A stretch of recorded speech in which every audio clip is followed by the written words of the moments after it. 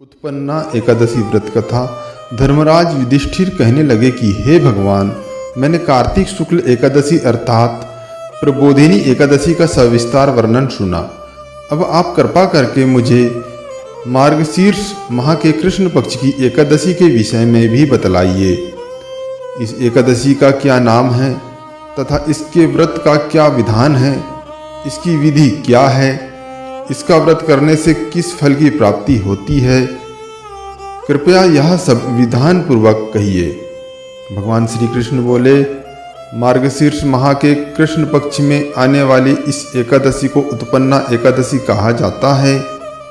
यह व्रत शंखोद्वार तीर्थ में स्नान करके भगवान के दर्शन करने से जो फल प्राप्त होता है उसके बराबर पुण्य मिलता है।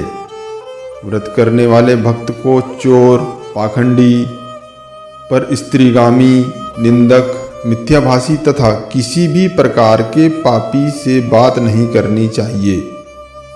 इसका महात्म्य मैं तुम्हें कहता हूँ, ध्यानपूर्वक सुनो। उत्पन्ना एकादशी व्रत कथा।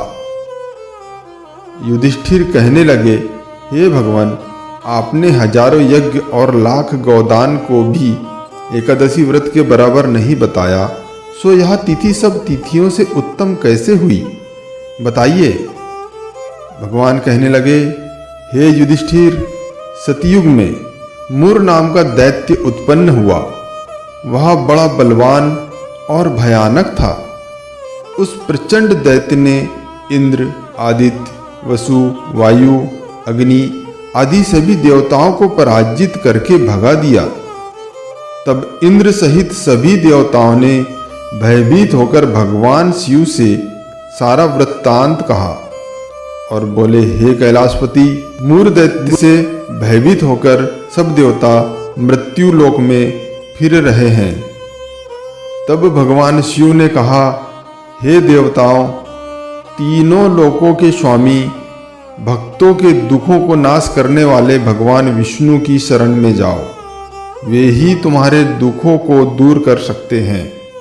शिव जी के ऐसे वचन सुनकर सभी देवता क्षीर सागर में पहुंचे। वहां भगवान को शयन करते देख हाथ जोड़कर उनकी स्तुति करने लगे कि हे देवताओं द्वारा स्तुति करने योग्य प्रभु, आपको बारंबार नमस्कार है। देवताओं की रक्षा करने वाले मधुसूदन, आपको नमस्कार है। आप हमारी रक्षा करें। दैत्यों से भयभीत होकर हम सब आपकी शरण में आए हैं। आप इस संसार के कर्ता, माता पिता, उत्पत्ति और पालन करता और संहार करने वाले हैं। सबको शांति प्रदान करने वाले हैं। आकाश और पाताल भी आप ही हैं। सबके पितामह ब्रह्मा, सूर्य, चंद्र, अग्नि, सामग्री, होम, आहुति, मंत्र, तंत्र, जप, यजमान, यज्ञ, कर्म, कर्ता, भोक्ता भी आप ही हैं। आप सर्वव्यापक हैं। आपके सिवा तीनों लोकों में चर तथा अचर कुछ भी नहीं है। हे भगवान, दैत्यों ने हमको जीतकर स्वर्ग से भ्रष्ट कर दिया है और हम सब देवता इधर उधर भागे भागे फिर रहे हैं। आप उन दैत्यों से हम सबकी रक्षा करें। इंद्र के ऐसे वचन सुनकर भगवान विष्णु कहने लगे कि हे इंद्र, ऐसा मायावी दैत्य कौन है जिसने सब देवताओं को जीत लिया है? उसका नाम क्या है? उसमें कितना बल है और किसके आश्रय में है तथा उसका स्थान कहाँ है? यह सब मुझसे कहो। भगवान के ऐसे वचन सुनकर इंद्र बोले, भगवान, प्राचीन समय में एक नाड़ी जंग नामक राक्षस था। उसके महापराक्रमी और लोक विख्यात मूर नाम का एक पुत्र हुआ। उसकी चंद्रावती नाम की नगरी है। उसी से सब देवताओं को स्वर्ग से निकालकर वहां अपना अधिकार जमा लिया है। उसने इंद्र, अग्नि, वरुण, यम, वायु, ईश, चंद्रमा, नैत्रत्य आदि सबके स्थान पर अधिकार कर लिया है। सूर्य बनकर स्वयं ही प्रकाश करता है, स्वयं ही मेघ बन बैठा है और सबसे अजेय है। हे असुर निकंदन, उस दुष्ट को मारकर देवताओं को अजेय बनाइए। यह वचन सुनकर भगवान ने कहा, हे देवताओं, मैं शीघ्र ही उसका संहार करूंगा, तुम चंद्रावती नगरी जाओ। इस प्रकार कहकर भगवान सहित सभी देवताओं ने चंद्रावती नगरी की ओर प्रस्थान किया।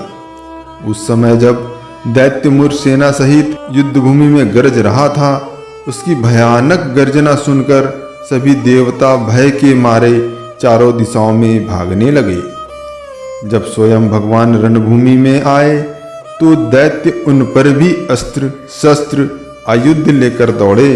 भगवान ने उन्हें सर्प के समान अपने बाणों से बींध डाला। बहुत से दैत्य मारे गए, केवल मुर बचा रहा। वह अविचल भाव से भगवान के साथ युद्ध करता रहा।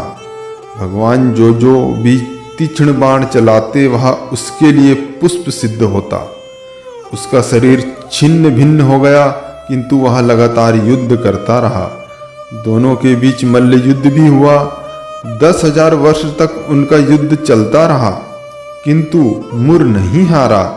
थककर भगवान बद्रिकाश्रम चले गए। वहां हेमवती नामक सुंदर गुफा थी। उसमें विश्राम करने के लिए भगवान उनके अंदर प्रवेश कर गए। यह गुफा 12 योजन लंबी थी और उसका एक ही द्वार था। विष्णु भगवान वहां योग निद्रा की गोद में सो गए। मुर भी पीछे पीछे आ गया और भगवान को सोया देखकर मारने को उद्यत हुआ। तभी भगवान के शरीर से उज्जवल कांतिमय रूप वाली देवी प्रकट हुई। देवी ने राक्षस मुर को ललकारा, युद्ध किया और उसे तत्काल मौत के घाट उतार दिया। श्री हरि जब योग निद्रा की गोद से उठे तो सब बातों को जानकर उस देवी से कहा कि आपका जन्म एकादशी के दिन हुआ है, अतः आप उत्पन्ना एकादशी के नाम से पूजित होंगी। आपके भक्त वही होंगे जो मेरे भक्त हैं। बोलो जय श्री हरि। फ्रेंड्स, ये कथा आपको कैसी लगी अपनी राय कमेंट में जरूर देना।